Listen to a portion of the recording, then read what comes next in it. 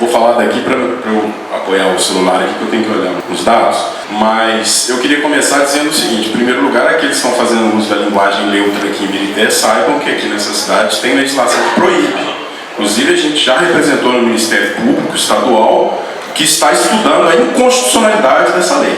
Então, talvez daqui a algum tempo nós vamos estar livres dessa aberração jurídica. Então, dizer o seguinte: eu sou Henrique Lazzarotti, sou membro do movimento Serra Sempre Viva, alguns aqui já me conhecem, outros não, e eu vou ser bem objetivo aqui porque muito do que já foi falado pelos que me antecederam me contemplaram, mas eu quero ser prático.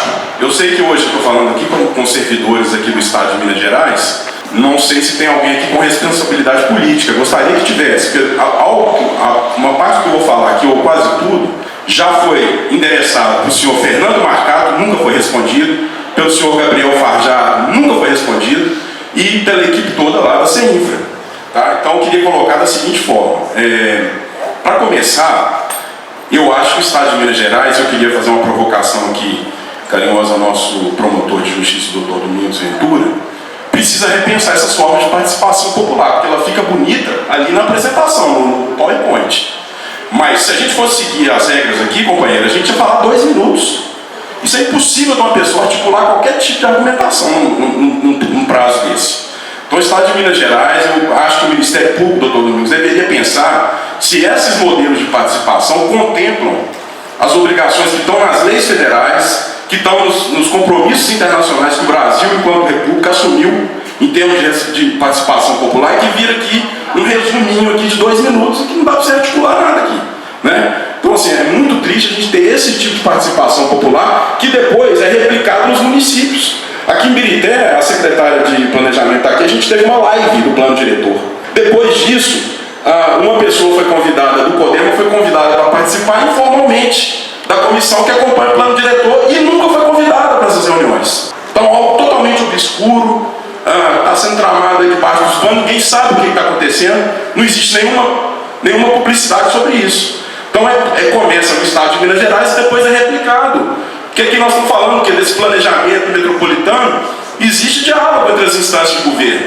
E o que começa ruim, chega ruim aqui também. Então a gente precisa mudar isso. Não é? Participação popular não pode ser só ali bonitinha no papel, não, tem que ser na prática. E aí eu queria lembrar o seguinte: na questão do PDDI, a gente vai voltar lá na questão do Rodoanel. Eu queria perguntar o seguinte para alguém aqui que possa me responder hoje, para mostrar que isso aqui é participação popular de fato.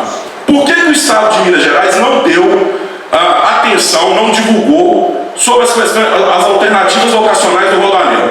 Falou que foram estudados umas e outros traçados, etc. e tal, mas eles ficaram escondidinhos nas apresentações. Não se mostrou por que optou-se por esse traçado, que é devastador em vários municípios da região metropolitana, em alguns, preferencialmente em áreas rurais e outros em áreas urbanas, como é o caso de Birité, como é o caso de Betim, como é o caso de Contagem.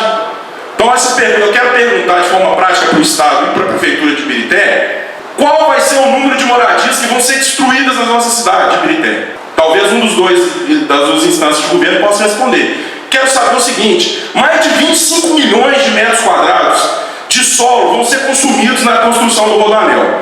Eu quero saber qual é o impacto real disso na agricultura familiar.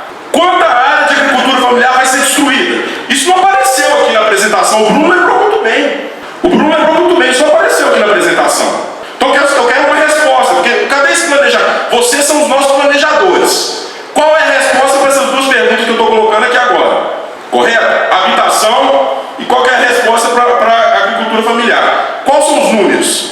Queria ter essa resposta aqui hoje, né? Porque se vocês estão estudando isso, vocês devem saber.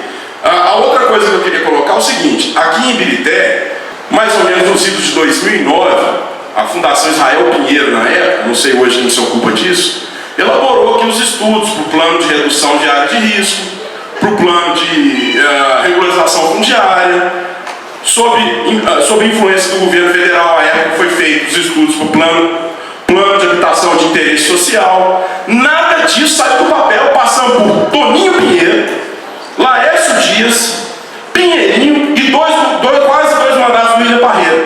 Nada foi feito. Então, assim, são grandes planejadores, é um grande planejamento que ninguém vê resultado. Nada foi entregue. O plano diretor é dos anos 2000. Então, eu queria saber o seguinte: o que o Estado, com essa programação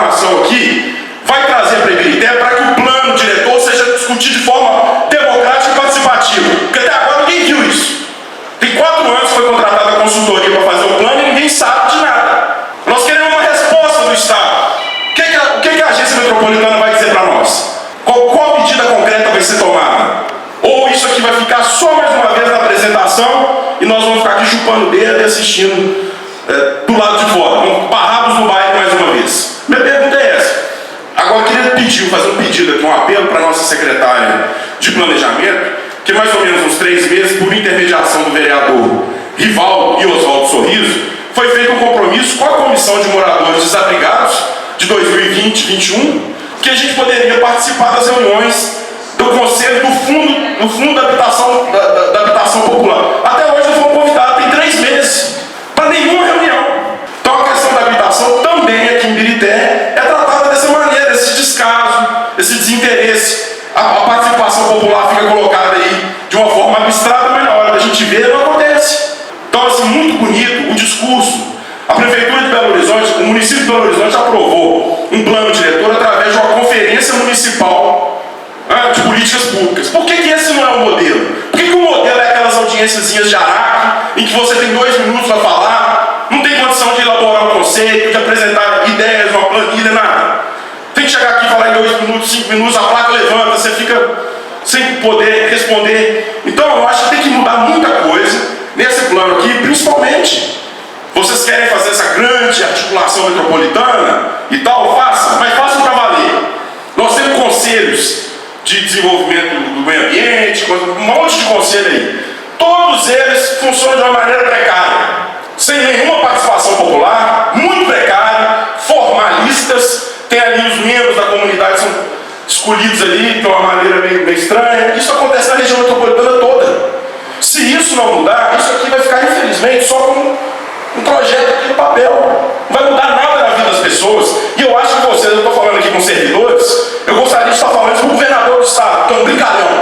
Está brincando com a nossa cara. Com esse rodoanel aqui, vamos falar a verdade. Vocês são técnicos aqui. O que é um dos princípios basilares aí da questão da mobilidade urbana? Não é a intermodalidade?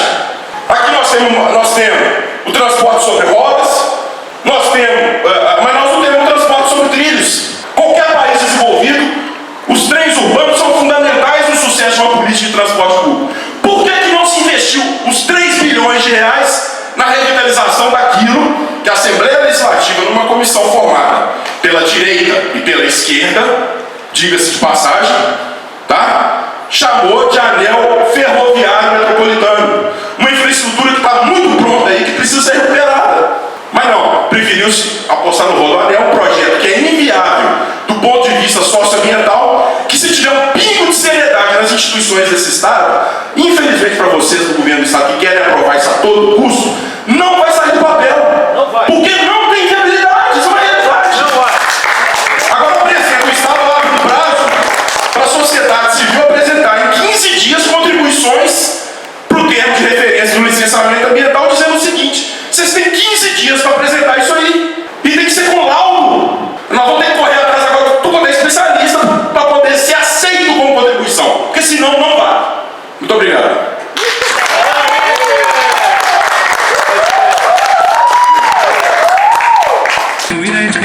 Porque na lembrança vamos resgatar. Guardada bem na memória, nossa história vai continuar. Traga a bandeira de luta, deixa a bandeira passar. Essa é a nossa conduta, vamos se unir pra mudar. Traga a bandeira de luta, deixa a bandeira passar. Essa é a nossa conduta, vamos se unir pra mudar. Bate fundo na bandeira, bate fundo da mudança chegou. É na roça, na cidade, na sociedade do trabalhador. Traga a bandeira de luta, deixa a bandeira passar. Essa é a nossa conduta,